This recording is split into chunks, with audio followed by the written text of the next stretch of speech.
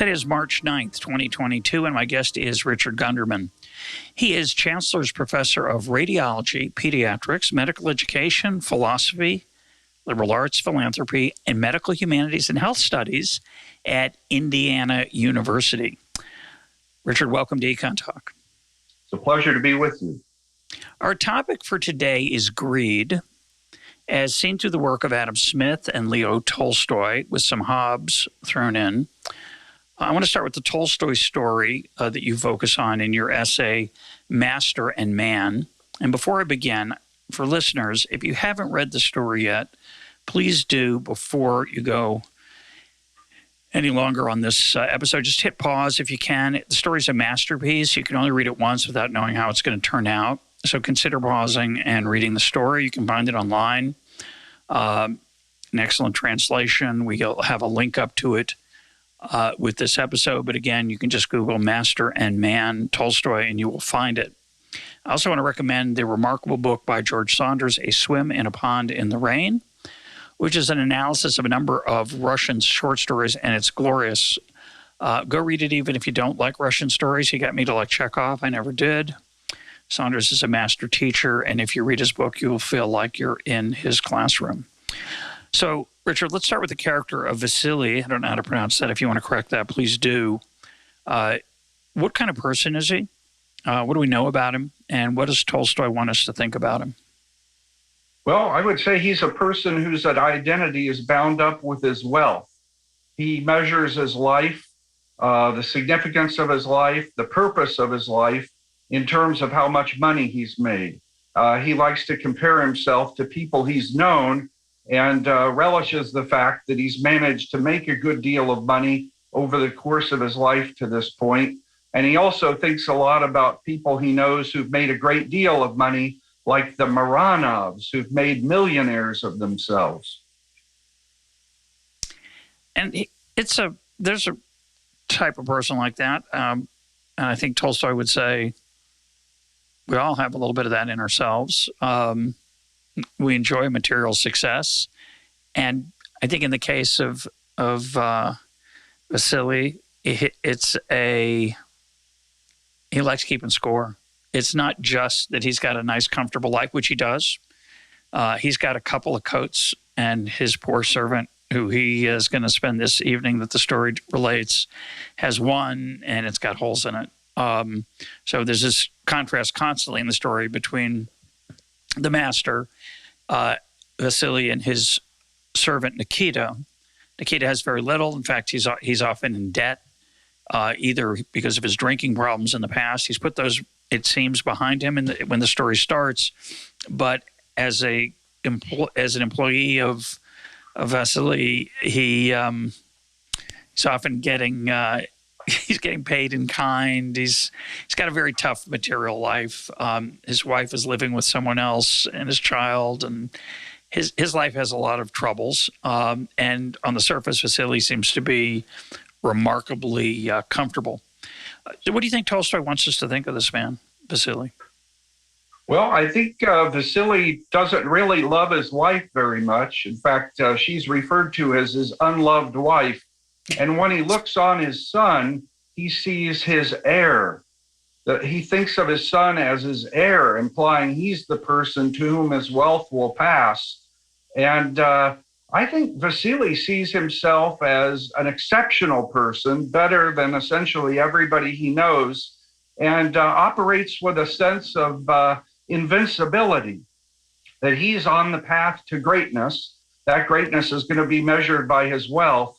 And those around him just don't get it. You know, he looks on others with disdain because they don't realize that you have to devote your every waking moment to building your wealth. Yeah, I think Tolstoy literally says that Vasily thinks of his son as his heir. Now, of course, he is his heir, presumably, but the fact that he expresses it in that language is a way of saying that he sees him as an object, the conduit through which his wealth will flow. What's wrong with that? I mean, so Vasily's a little bit materialistic. He's really into sharp dealing. He's enjoys very much getting a deal, taking advantage of someone in negotiation, literally taking advantage of them, or ideally out-negotiating them. But he's not. He's very eager to cut corners if he can. We have a pretty vivid picture of the man, I'd say. So what's wrong with that? I mean, what's the big deal? So he's into money. Is there a problem with that? Well, for one thing, as you said, Russ, he wants to get the best possible deal, which means that he will emerge with the most profit, and the person he's dealing with will be taken advantage of to the fullest extent possible. For example, as the story opens, it's the day after St. Nicholas's Day, and he's headed to buy a grove, a stand of trees, and he's already plotted in his mind how he will take advantage of the landowner, including outright deception and fraud. He's going to pay the surveyor what to him is a token sum of money, and get the surveyor to decrease the number of trees, the amount of acreage, so that he can make the purpose at an even greater profit. And so, this is somebody who, I'm going to use a term I don't understand very well, but who I think kind of sees life as something like a zero-sum game. There's this fixed amount of resources that's going to be redistributed, and he wants to emerge with as many resources, as wealthy as he possibly can, and doesn't really concern himself about the welfare of the people with whom he's dealing. In fact, his relationship with Nikita is really quite extraordinary. Just there's a handful, 10, maybe 2 handfuls of conversation between the two. The whole story takes place on their journey to this grove of trees on a windy and snowy night. And I didn't count them on my Kindle, but the word snow is mentioned an extraordinary number of times, as is the word wind or windy. And if you do read the story, I recommend that you read it in a warm place, ideally with a big fire blazing, because you're going to get cold reading the story. The part of the artistry of the story is that in many ways it's repetitive. It's deliberately repetitive. And often that wears out the reader. In this case, to me, it just deepens and reinforces the lessons. And, maybe we'll come back to that. But, okay, so he's a sharp dealer. He likes negotiating and taking advantage of other people. I was going to say, he brags to himself that he's going to sell the horse at a price that's way beyond what it's actually worth, but he's going to kind of lean on Nikita. Nikita's his employee, and Nikita doesn't have a lot of options in life, so it's kind of a tough deal to turn down. Nikita knows he's being taken advantage of. We get his inner thoughts that, here's another time the boss is going to take advantage of me. And the part that's bitter, sort of tragicomic about it is that Vasily acts like he's a good guy. Like he thinks pretty well of himself. It's not just that he's really great at business and negotiating, but he treats people pretty fairly, more or less, is the way he sort of describes it, and says so to poor Nikita, who kind of, shrugs, takes it, and moves on. It's not the best relationship. Yeah, it's the art of the deal, and I think you're right. Vasily is a master of self-deception. He sees himself in his own eyes as a very good master, as a very good steward of his resources, and really takes comfort in the knowledge that he's better than everyone else. But as we see over the course of the story, he's really not a steward, he's an exploiter. Yeah. It reminds me a little bit of the death of Ivan Ilyich, which another story of Tolstoy's I recommend. And the charm, it's powerful. Charm's not quite the right word. The effectiveness of the story, I would say, comes from the disconnect between how the main character sees himself and how we as the reader are able to see him. The brilliance of Tolstoy is he doesn't say, look at this hypocrite. He doesn't say, oh, look at this self-deceiving person. He just slowly gives you his inner thoughts, describes what he does, and we as the reader see the man more fully than the man sees himself. It's really quite amazing. Before moving on to Hobbes and Adam Smith, I want to say one thing about the story. I mentioned the repetitive nature. So the wind's always blowing, the snow's always piling up. They can't see anywhere. They get lost numerous times. In fact, they start off at one point, early in the story, they start off and they end up in a town. They go through the town, and some number of hours later, they're back because it's so snowy and blizzardy that they've gotten lost, and they stop there for a while and sort of regain their well-being. They have some tea and alcohol, and they sit in front of a warm fire, and they're asked to stay, but they go back out again.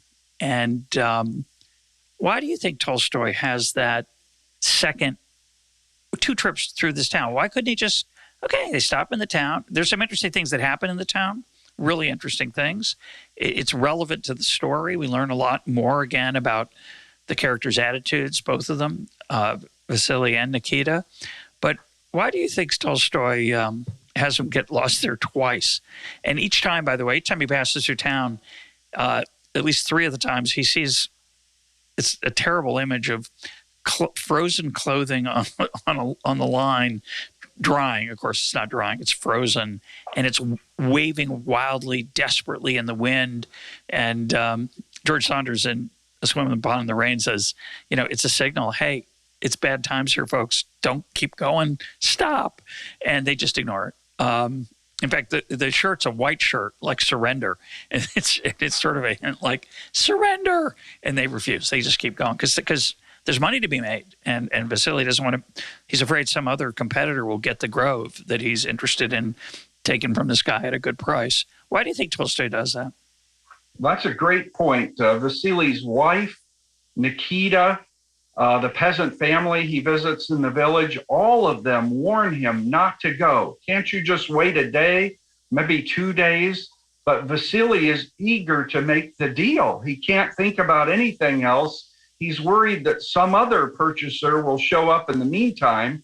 Kind of a ridiculous notion. They'd have to be as crazy as he is to travel in this weather. But he's afraid the deal will be taken out from under him. So he insists on going. And as you say, he sees those clothes on the line. He sees wormwood, which is kind of a traditional memento mori, a sign of our mortality. But he doesn't see what those signs mean. He can basically just see the dollar signs that completely fill up his field of view. And it blinds him, not just to the safety of others, to his responsibilities as a husband and father, but it blinds him to his own safety. And that's, an excessive, I think, desire to make money. Yeah. The point I want to make about the repetition or the recurrence of images and the passing through the town more than once, a set of unpleasant things happen to them more than once. They go off the road more than once. The horse gets lost more than once. The horse gets worn out more than once. They're being pulled on a sledge by a horse. And by the way, Tolstoy's really into horses. He has a lot to say about interacting with horses, taking care of them. And he's in many ways, the horses are the heroes of the story. They're always put upon and you sympathize with them. But those recurrences for me are Tolstoy saying something about the nature of life that for some of us and at some stretches in our life, we just make the same mistakes over and over again because we're not paying attention. Either we're blinded by the draw, the pull of the deal or the money that you mentioned, or we just don't notice that we're making these mistakes over and over again. The irony of the story is that Nikita is the dirt poor peasant. He has a lot more sense than Vasily out in the wild, in the natural world. In the natural world, you really want to be with him and not with Vasily. You want to be with Nikita. And yet in his own world, the world of Vasily, he's a master. He's spectacularly skilled. And I think what Tolstoy's trying to tell us is that there's a lot of things in life besides money, but even the more general idea that there are other things in life that are going on, and you need to have an awareness of a richer and fuller picture of what's important is driven home by those repetitive scenes. It's almost comic if it weren't tragic. It's the they get plenty of chances to redeem themselves, and they miss most of them. Yeah. So I found that very powerful. Yeah, Vasily is a big fish in a small pond. And as long as he can keep his life perspective, frame his life in that small pond, he's a fabulous success whose prospects are as bright as they can be.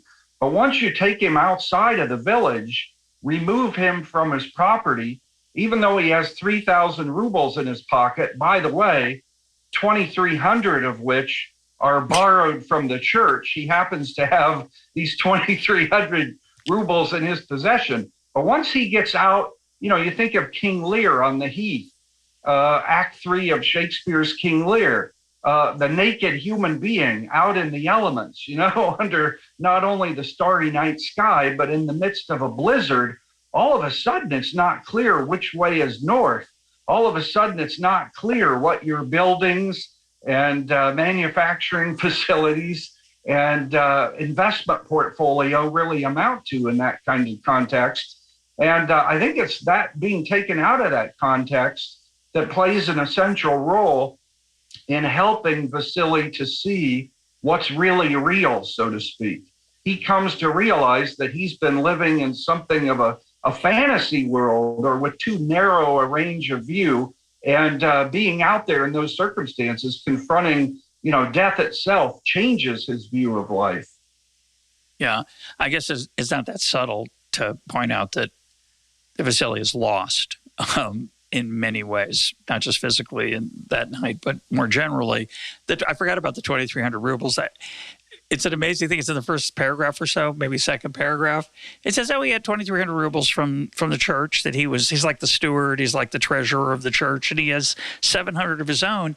And Tolstoy doesn't even give it an aside. He just takes it just states the facts. He took $2,300 of the church, 2,300 rubles of the church money, added 700 of his own, so he had 3,000 rubles, and the price he's intending to pay is above that. It's clearly the down payment, but he never explains what he's thinking, I guess, because he doesn't have to. We just realize, he's a dishonest, he feels entitled to take the money that isn't his and use it for this purpose, even though maybe he intends to pay it back. We don't know. It's left totally unstated. It's crazy. I think Tolstoy really places demands on us as readers. I spent much of my life thinking the moral life was a matter of right and wrong. There are some things you're supposed to do, other things you're clearly not supposed to do. As long as you follow those rules, you're okay. But Tolstoy isn't going to tell us what's right or wrong. The story doesn't open, with Vasily Andreevich Brekhyunov was a greedy, bad man. It just tells us what's on Vasily's mind. And this is classic Tolstoy. He presents little clues, hints, asides, subordinate clauses that actually reveal everything. But the question is, can we see them? I mean, for Tolstoy, I think the moral life is much less a matter of following rules and much more a matter of noticing, paying attention to, recognizing what needs to be seen or heard or felt. And of course, Vasily misses opportunity after opportunity to do so. I hate to use the word symbolized, but in a way, as you say, as symbolized by the fact he's constantly traveling in circles while he's in that blizzard. Yeah. I just want to mention one other Tolstoy short story, which I love, called How Much Land Does a Man Need? This is a long story. It's a very long story. It's called, I think you call it a novella. It's something like 50, 60 pages, meaning dozens of pages. I don't remember exactly how long it is, but How Much Land Does a Man Need is a similar story. It's about 5 pages, but it's also beautifully told. He has an ability to build up tension and concern just with effortless. It appears to be effortless. I'm sure it's a craft he worked very, very hard at. Well, let's turn to Hobbes and Smith. What would Thomas Hobbes think about the character of Vasily, the person, the man? Is there Would he judge him? Tolstoy clearly wants us to see him as a failed human being, a man who's lost, who's traveling in circles, who is not paying attention. And we're going to come back to paying attention in a little bit. But what would Hobbes think of him? Well, if you read Leviathan, I think Hobbes thinks we're fundamentally egoists. First, as a matter of description, we all put ourselves first. And second, even normatively, I think now Hobbes thinks that we are to put ourselves first when we make decisions. So the fact Vasily is constantly thinking of himself and, trying to make a profit, in fact, as big a profit as he can in all his deals, is in a way the natural state of human beings, and one will probably never be able to transcend. Well, you could argue, you don't, but you could argue that Adam Smith feels the same way. Adam Smith certainly is a strong believer in self-interest, certainly believes we have a tendency to put ourselves first. His famous example we've talked about many times on the program of the person who hears about the loss of millions of lives in China due to a natural catastrophe might say something, oh, that's terrible, might think about it for a minute, might worry about where his factory is, if it's near China, and the earthquake. But he's going to sleep like a baby. On the other hand, you tell him he's going to have an operation tomorrow, he's going to lose his little finger, he won't be able to sleep. And so Smith clearly understood that, and I think he's right about both those two things. I think he understood human beings very well. Isn't that Hobbes's view? I mean, is Smith any different? Well, I think Hobbes thinks that we are like billiard balls on a pool table, basically atoms that occasionally knock into each other, but our natural status is that of isolated entities. And our primary view of each other, I think, is one of fear for Hobbes. We have to be afraid of each other. Somebody may come and take our stuff or even take our life. And that's why we need to form, governments, Leviathan, to protect human beings from taking undue advantage of each other, creating Hobbes's so-called state of nature where life is solitary, poor, nasty, brutish, and short. My reading of Smith, and by the way, you're much more of a Smith scholar than I, but is that Smith thinks we're born into a world where cooperation, collaboration, sympathy are natural to us. We are born into networks or tapestries of human relationships. And, that's why cooperation and collaboration comes so naturally to us. I think Hobbes, would be building his fortress, but Smith might be building some kind of cooperative or collaborative endeavor that redounds to the advantage of both parties.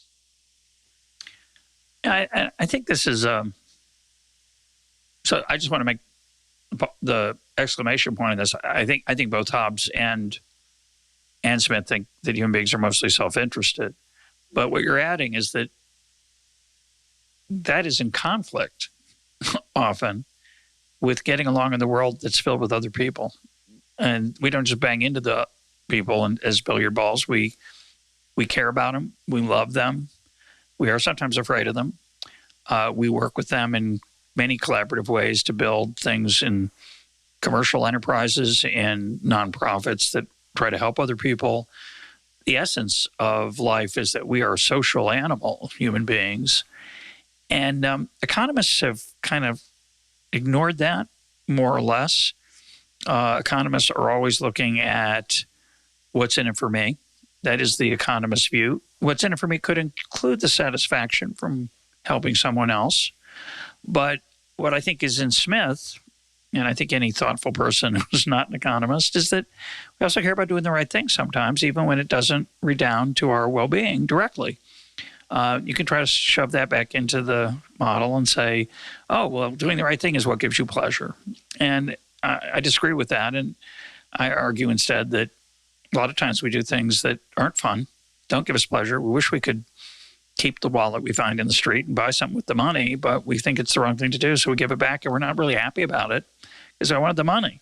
But some of us give the money back, give the wallet, find the owner, and give the wallet back. And Tolstoy, I think, how would Tolstoy fit into that? Well, I think Tolstoy is very aware of the fact that every human being is part of a larger whole with a W. Every one of us is born into the world totally helpless, entirely dependent on the care of others.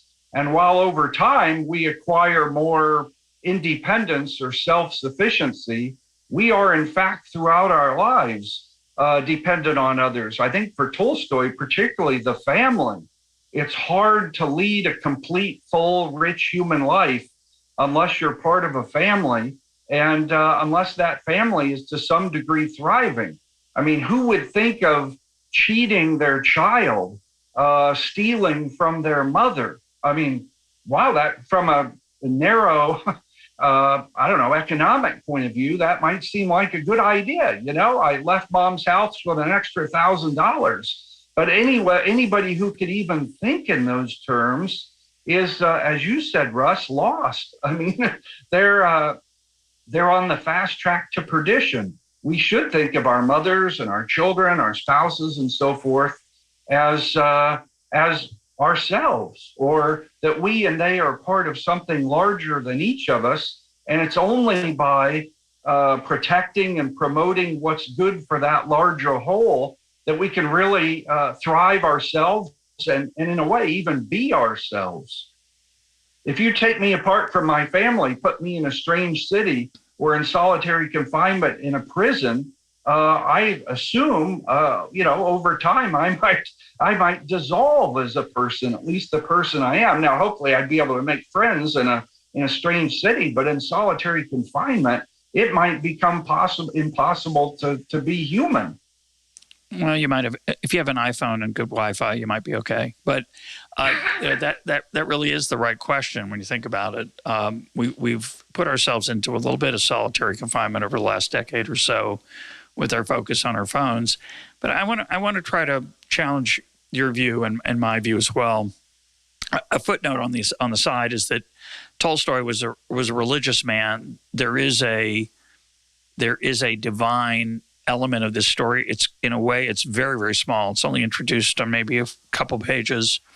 In another way, it's the whole story. So it's an interesting fictional element of the story is the role that the divine plays and how it speaks to people and keeps them focused on things other than themselves. But I want to put that to the side. I want to look at I want to challenge my view. I want to come back to what I asked you before. So he only cares about himself. He only cares about making a deal. Why is that? Hobbes says, according to you in your essay, which we'll also link to for listeners, Hobbes said, it's rational to look after yourself. He didn't think about evolution, but you could argue it's evolutionarily fit. Ayn Rand certainly stressed that. You mentioned that in passing in your essay. What's wrong with that? I mean, so what? So he sees himself as not connected to other people. So he puts himself first. That's what everybody should do. The argument might go. And then through the invisible hand, it's a misunderstanding of Smith, but I'm trying to be fair to the other side. We'll say it's Mandeville in The Fable of the Beast. Through people trying to make money, they'll build businesses and they'll, in fact, I'll just say it that way. So why is that? What's wrong with that? Well, in part, I think it's a diminishment of the selfish or egoistic or greedy person. They are so curved in on themselves that they can't really see and feel for other human beings. So, if they were in relationship with other human beings, bound together with them, doing their best to help at least some other people lead better lives, I think they would both find a great deal more fulfillment in their lives and also become a better version of themselves. I mean, one thing we could say is Leo Tolstoy was rich. That's a true fact. Okay, let's move on to Dostoevsky. No, learning that Leo Tolstoy was rich has told you next to nothing about Leo Tolstoy. It's missed everything we really need to know about Leo Tolstoy. And while that's especially true for Tolstoy, It may be very true of every single human being. Simply knowing somebody's net worth has told us next to nothing about who they are, what larger wholes they're a part of, what difference they're making every day, and what legacy they're going to leave. The economists might argue, and certainly I know many who do argue this way. You're just a paternalist, Richard. Here's this man, Vasily. He's happy as a clam. He's got a lot of money. True, his wife is unloved. True, he sees his son as an object, the person who's going to be the caretaker of his assets when he dies. But he's happy, thinks a lot of himself. You're suggesting you know better, or that what's good for him. And certainly Tolstoy is doing that. He's happy to do it. But wasn't Hobbes onto something? What's the big deal? So you think he's missing out. He doesn't. He's got those choices. He's chosen to ignore them and to get pleasure from what floats his boat. What floats his boat is daydreaming about how much money he's got. In the modern world, he'd be looking over his stock holdings in the Wall Street Journal every day, and he'd be counting his money. Big deal. Well, I certainly am not suggesting we slap handcuffs on Vasily and torture him until he adopts a different point of view. But I think sensitive readers can feel very sorry for him. He thinks that his greatness and invulnerability lies in his deal-making and his wealth, but in fact, it's caused him to neglect other facets of his life that are equally or even more important. I don't despise Vasily, but I feel very sorry for him, and I harbor a deep hope that he will find a way out of that rat's nest of greed in which he's enmeshed. And I think a lot of readers can feel the same way. Tolstoy's really in the person of Vasily, and inviting us to hold up a mirror to our own lives. Vasily's sole concern, Tolstoy tells us, is how much money he's made and how much money he might still make. That is his sole concern. What is your sole concern? What is my sole concern?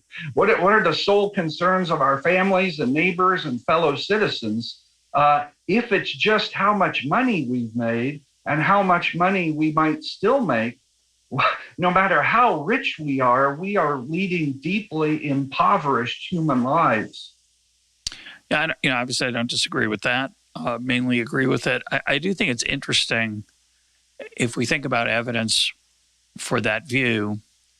And we'll come to Smith next. And if I forget, you'll remind me, I hope, because Smith has a lot to say about this as well. It is interesting. I've never thought about it, but it is interesting that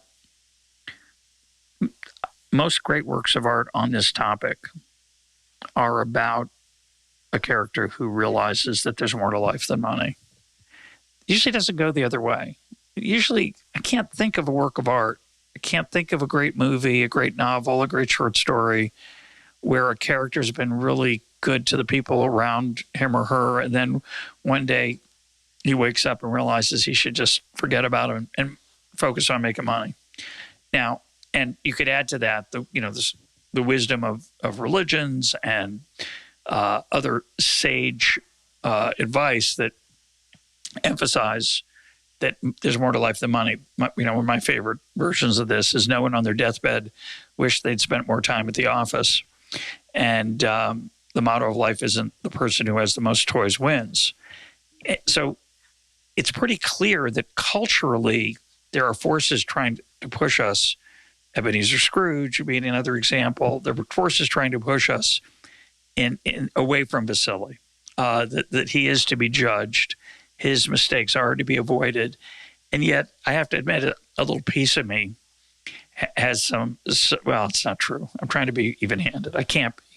I think Tolstoy wants us to feel sorry for him, to see him as a pathetic person, especially the gap between his own self-image and our view of the man. Yeah, I agree completely. There's something very sad, constricted, narrow, superficial about the life he's leading.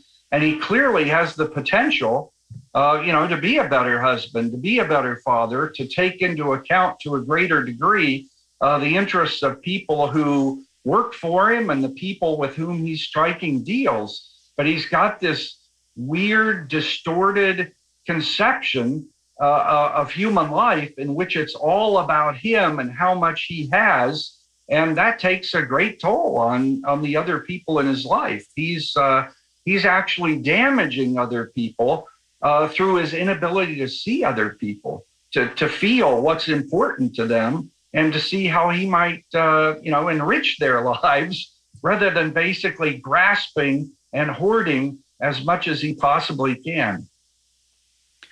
So earlier I made fun of the economist view a little bit. I tried to be fair to it more or less, but the standard mainstream economist view is that it's captured in the phrase consumer sovereignty. People choose whatever they do is what they prefer.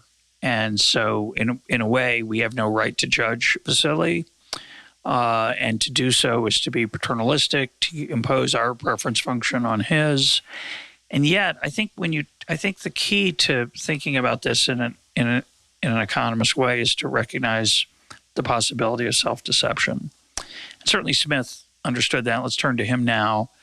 Smith, listeners know my favorite Smith quote: "Man naturally desires not only to be loved, but to be lovely."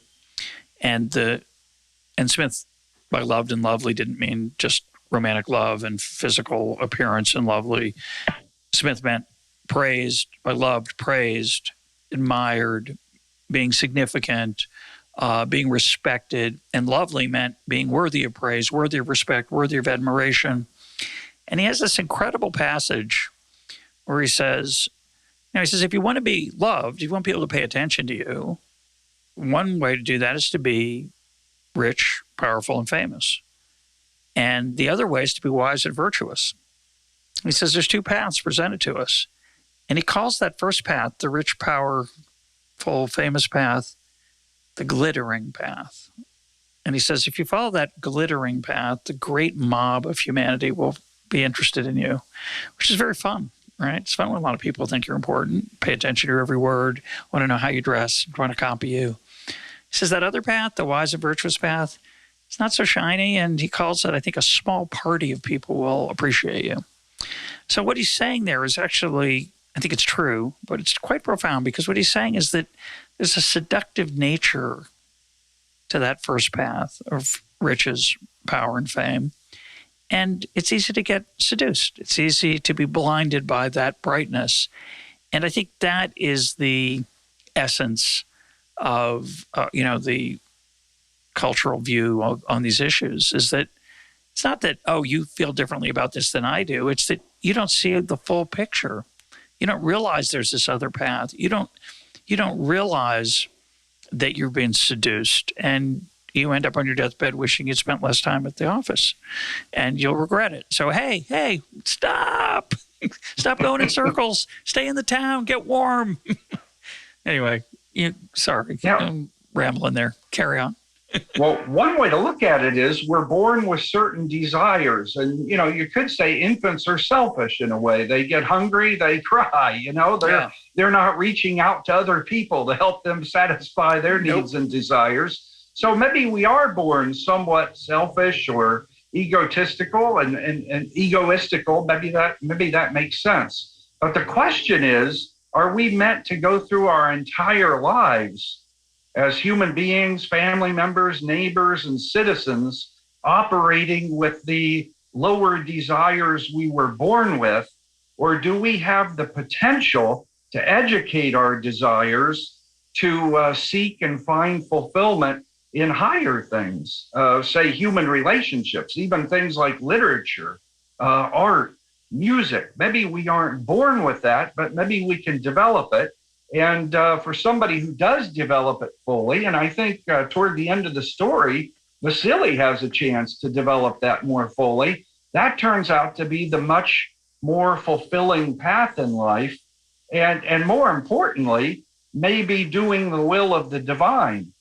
maybe that's what we're meant for. Maybe that's what we're told we've been meant for. And it's a terrible thing when the development of those desires from lower to higher is interrupted and somebody ends up going through life with a relatively primitive or base sense of desire and nothing more. And well, Tolstoy certainly thought of the divine, again, as I mentioned before, the divine aspect of this. But, I don't think you don't have to be a religious person to appreciate it. I think I'll come back to this quote. I use it in my new book, Wild Problems is my new book. And in there I quote this line from John Stuart Mill: better to be a human being dissatisfied than a pig satisfied. And I didn't write about this part of it, but one of the aspects of that is that there's a lot of us of our humanity that's a lot like a pig. We like wallowing in mud. We call it something different. We don't, right? We like when they put out the food for us, like the farmer does, and like rubbing our back on a tree when it's itching. And there's a lot of human experience that's like in animals. And I have a deep attraction, Richard, which I confess to the parts of my existence that are less like an animal's.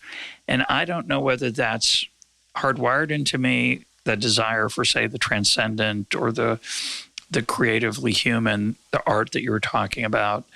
I do feel virtuous, beside the divine aspect, a religious aspect, when I exercise faculties that I suspect animals can't.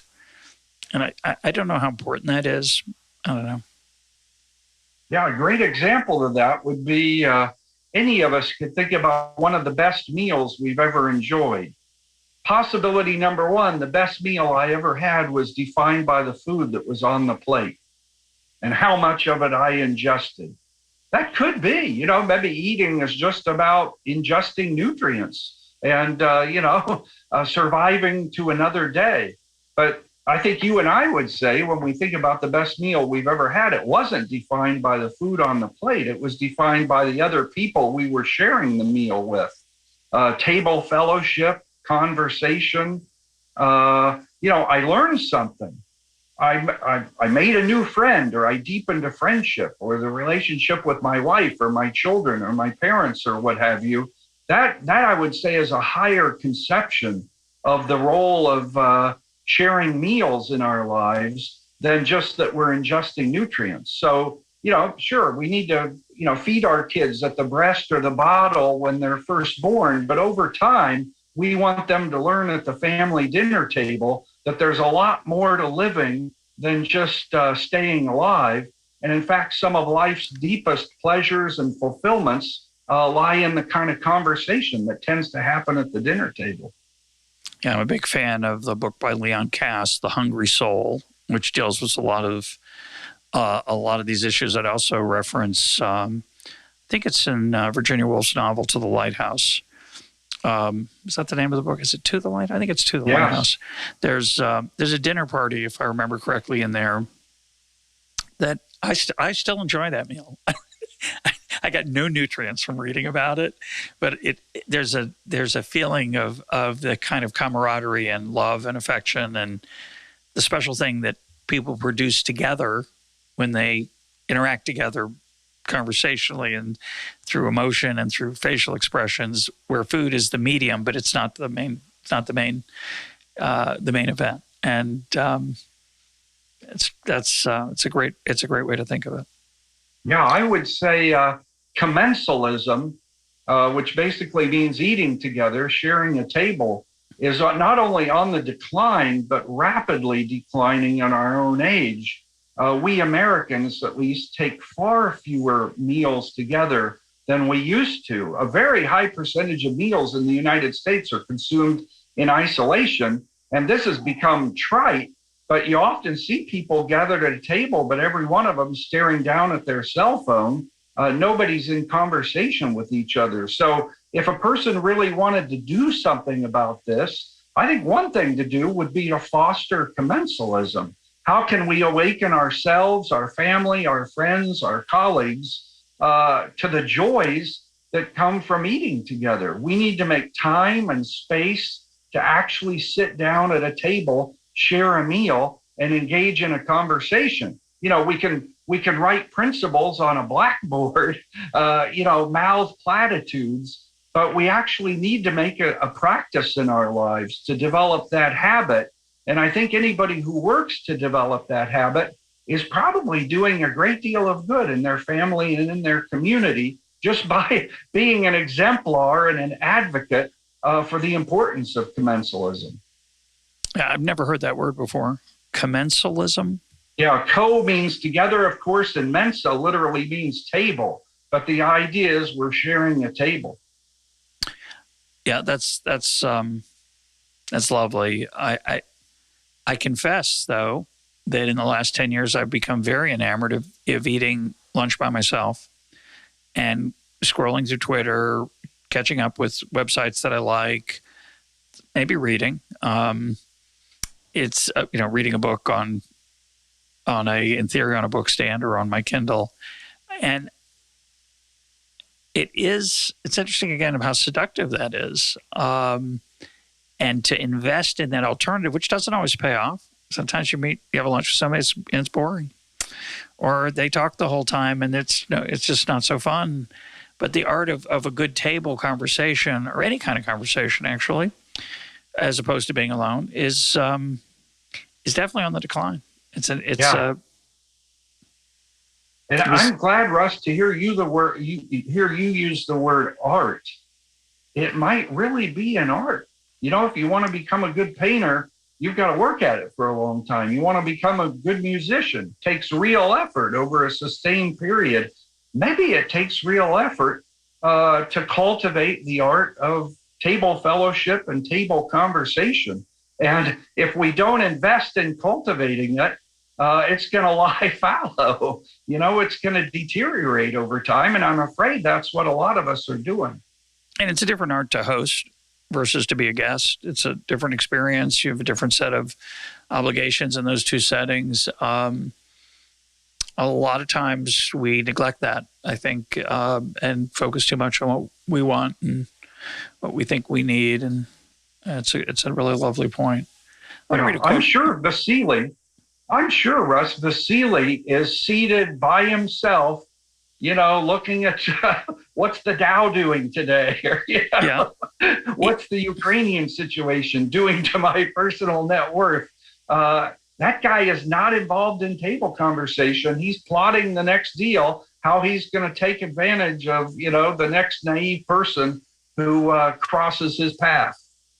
Yeah, he's, I think of him, and I see myself like this sometimes, and when I'm eating alone is, he's got his nose in the feed bag, or his snout in the trough. So kind of focused on the physical pleasure of chewing and eating and consuming,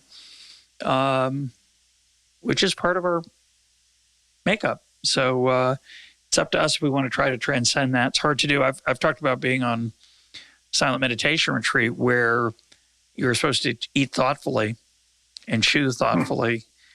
Notice what the food is. Notice what it smells like. Notice its texture on your tongue and in your mouth. And when you do that, when I've done that a few times on retreat, it's an extraordinarily sensuous and intellectually, emotionally exhilarating experience.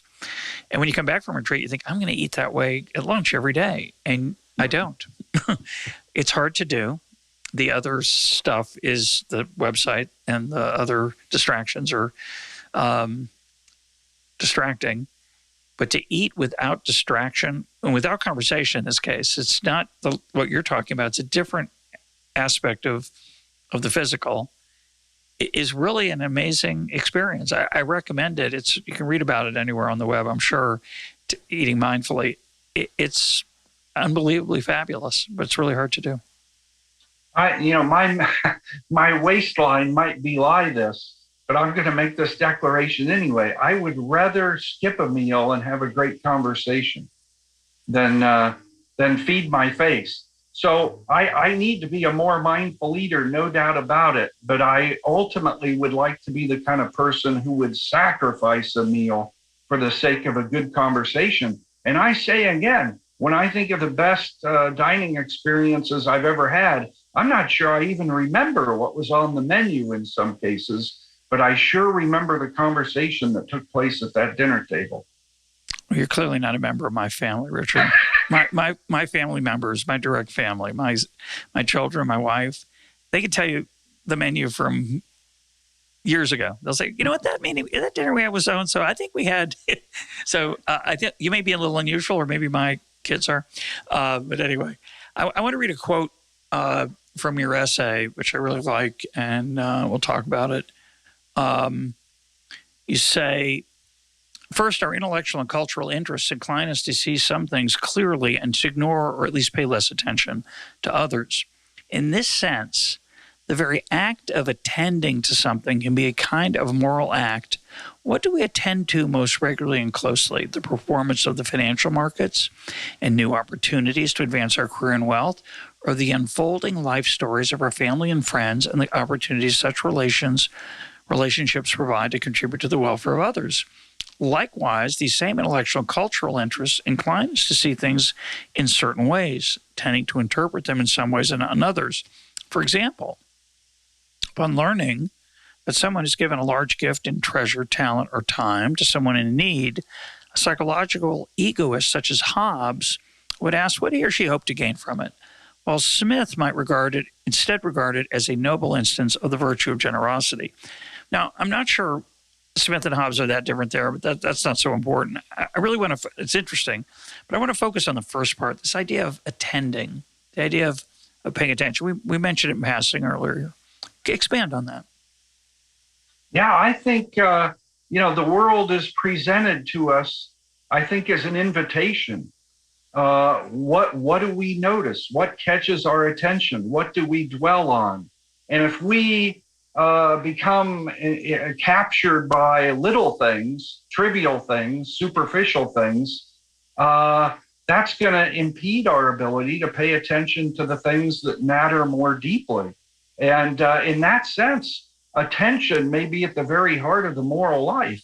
My wife or one of my children or a friend is trying to tell me something that means a lot to them, but I'm glancing at my cell phone, or thinking about, a talk I need to give later in the day or something like that.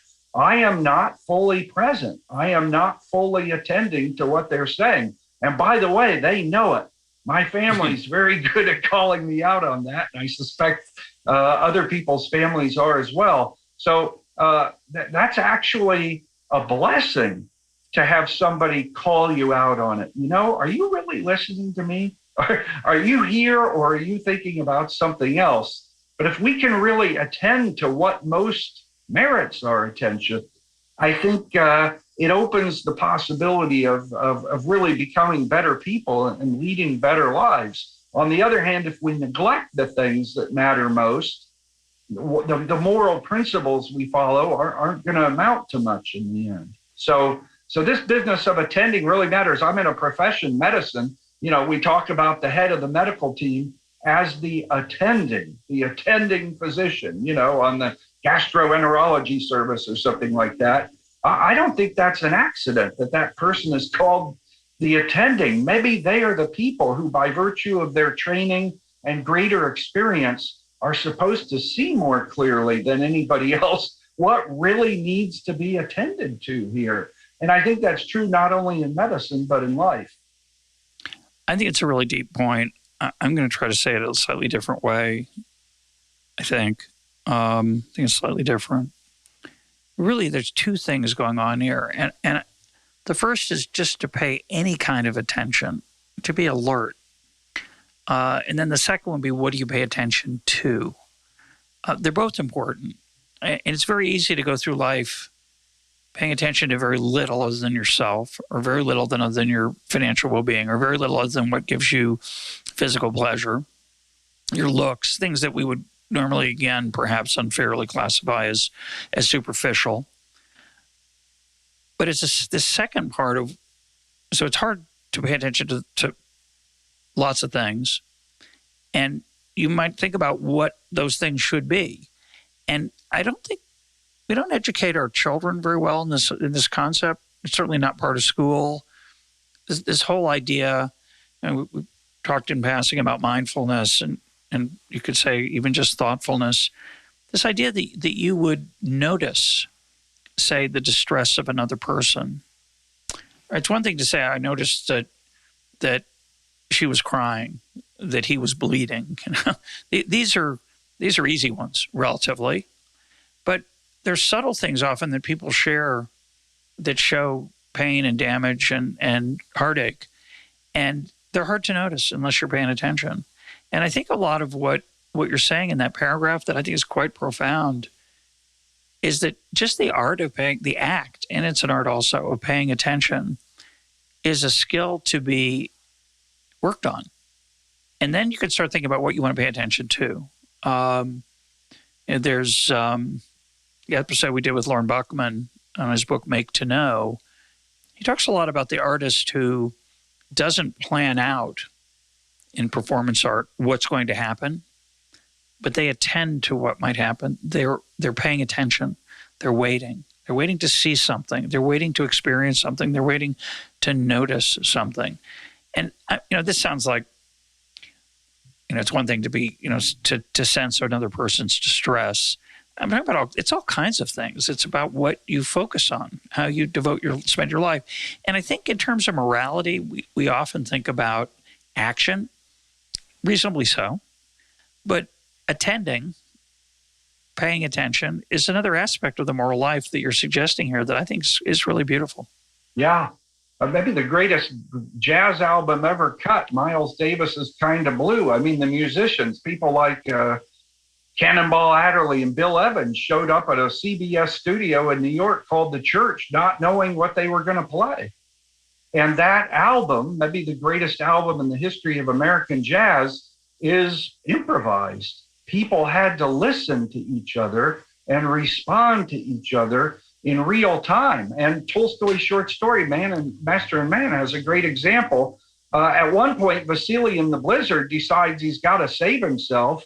He leaves Nikita in a hole in the snow and rides off on the horse. Now, as you've already indicated, he ends up right back at the sledge and Nikita. But once he gets back, he sees something stirring the sledge. It's Nikita. And Nikita says something like, I'm dying. Vasily hears that. He attends to it. He responds to it. He decides to open up his opulent, luxurious warm coats, spread them out, and to lie down on top of Nikita, sharing, in a way, the very most intimate resource he has, namely his own body warmth. I don't think he said, what would Immanuel Kant or John Stuart Mill tell me to do here? He just, in the moment, heard and responded. And in that response, he discovered an identity, a self that he never knew he had.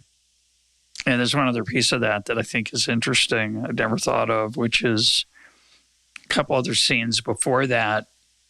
He's cold. Both of them are cold a lot of the time, mostly Nikita, but Vasily is cold and he can't, he's struggling to fall asleep because they've decided they're stuck there for the night is what happens. And he has this terrible sense of panic. He's afraid of dying. And he soothes himself by going through his investments and thinking about how much money he's going to make. It's a form of distraction. And he forgets he's cold. He forgets he might die. And he's okay. But the second time, he can't do it. He can't soothe himself. The panic rises up within him. And I think that panic is an interesting metaphor for the challenge of paying attention. So many times our minds are racing with our worries and our fears and our excitement. Sometimes it's not all bleak, but it makes it hard to pay attention.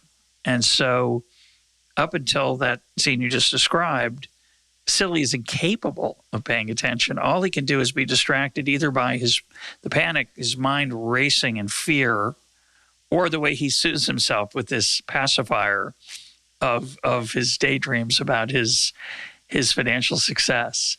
And that makes it hard for him to notice that the person next to him is also cold and is also afraid of dying. And, I always like this line, be kind, everyone's in a battle. And I think it's so true. It's hard to be a human being, and it's easy to forget there are other people like you struggling to be human beings. And the paying attention part is what redeems a lot of the lesser side of ourselves. Yeah, Vasily learns what's really worth paying attention to. 2 quick sentences from Tolstoy's short story. This is referring to Vasily. His money, his shop, his house, the buying and selling, and Maranov's millions. It was hard for him to understand why that man, called Vasily Brekhyunov, had troubled himself with all those things with which he had been troubled. Well, it was because he did not know what the real thing was, he thought. I mean, what we're really talking about isn't so much good and bad. It's a matter of real and unreal.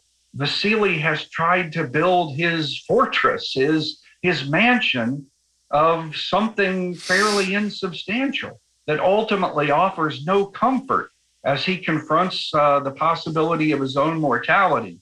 But he learns in that encounter with mortality that there's something more substantial to which he can devote his life, and he chooses to act on that, even though the circumstances are dire. So you're a doctor, right? And medicine in some dimension is a mechanical art. It's about the anatomy of the body, chemical interactions of pharmaceuticals with our innards. We talk about bedside manner. It probably has, it certainly can comfort a patient. It may contribute to their health. We understand that there's the placebo effect and psychological aspects of healing and curing that are quite complicated. But I'm curious to what extent your reading of things like Tolstoy affects your practice of medicine. In other words, you talked about the attending physician. Does Tolstoy and other great works of art, does it help you attend better? Does it make you a better doctor, do you think? Well, I'd like to think so. I think it can help make all of my colleagues better doctors, but it only does so when we become better human beings. I mean, when will we learn that in order to be good doctors or good economists, we must first become good human beings? But one of the things you learn is that, I feel very privileged that we have the best diagnostic and therapeutic tools that physicians have ever enjoyed in human history. It's an immense privilege to get to practice medicine in this country, in this age. But, the human mortality rate remains stubbornly fixed at exactly 100%. None of us gets out of this alive. And if we can treat our patients and colleagues as fellow pilgrims on this path that ends in mortality, I think it enhances our capacity to treat one another with compassion, rather than disdain, the way Vasily treats Nikita. So just being more aware of our shared humanity, the fact we're cut from the same cloth, we're made of the same alloy, that may not sound like much, but I believe that can be a transformative insight that can become a habit and really change what we attend to in every patient encounter. My guest today has been Richard Gunderman. The story is Master and Man. I'm not going to spoil it, but the title is one of my favorite parts of the book. Richard, of the short story. Richard, thanks for being part of EconTalk. Pleasure. Thanks, Russ.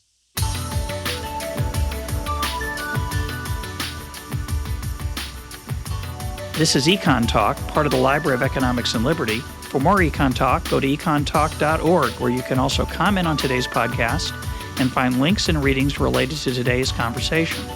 The sound engineer for EconTalk is Rich Goyette. I'm your host, Russ Roberts. Thanks for listening. Talk to you on Monday.